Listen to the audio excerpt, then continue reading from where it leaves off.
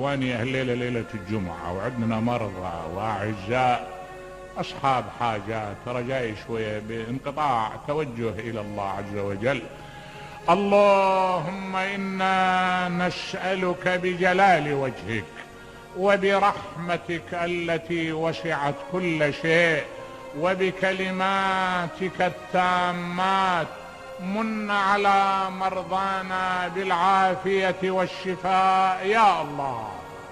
اللهم لا تؤاخذنا بسوء أعمالنا، اللهم لا تدع لنا ذنبا إلا غفرته، ولا هما إلا فرجته، ولا مريضا إلا شفيته، ولا غائبا إلا أدنيته وأرجعته، ولا حاجة من حوائج الدنيا والآخرة لك فيها رضا ولنا فيها صلاح إلا قضيتها ويسرتها.